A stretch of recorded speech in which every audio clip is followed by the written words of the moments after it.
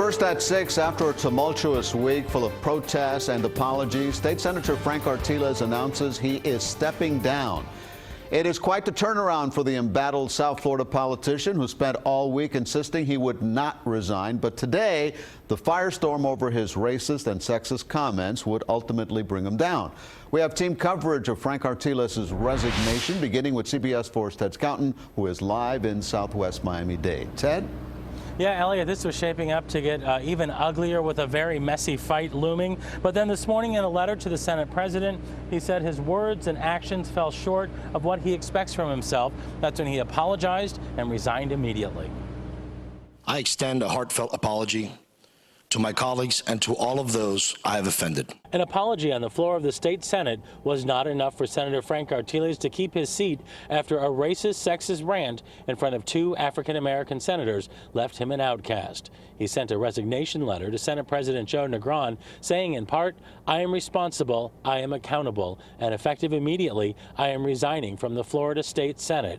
It's clear there are consequences to every action, and in this area, I will need time for personal reflection and growth." I think he made the right decision, as he has noted both on the floor and in his letter. You know, all of us are accountable for our actions and comments, so I think it's an appropriate resolution. His resignation leaves open the seat for District 40. Constituents will have to go without representation for the rest of the session.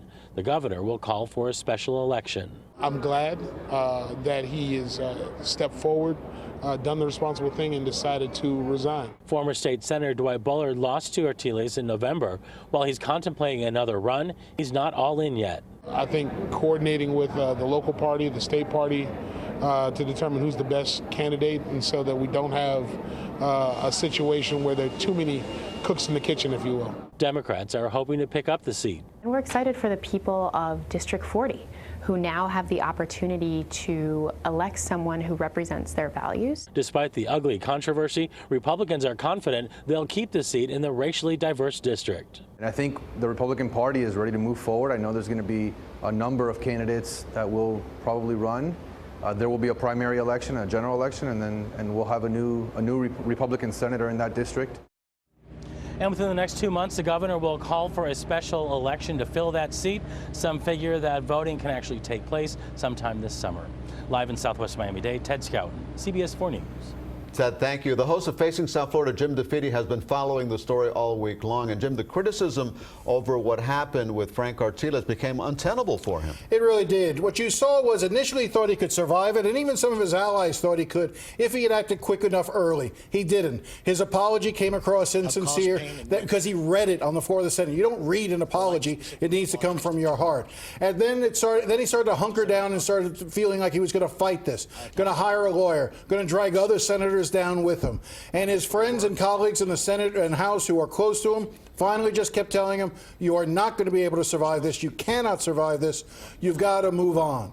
Now, this afternoon, I had a chance to talk to, by satellite, two of the state senators who have been involved in this controversy, Senator Perry Thurston and Senator Oscar Brainin, and I asked them to sort of take a step back and look at the bigger picture about where this says where we are as a state on racial issues like this.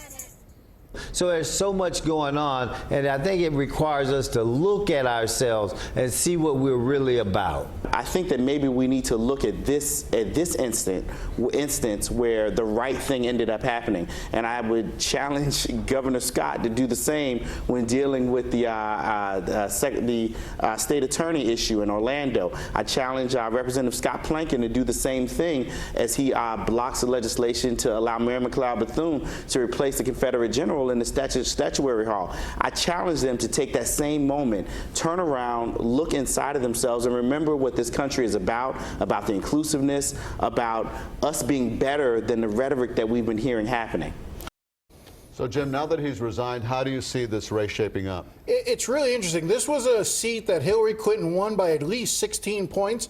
Now, the Florida Democratic Party has been roundly criticized for not fielding good candidates in elections.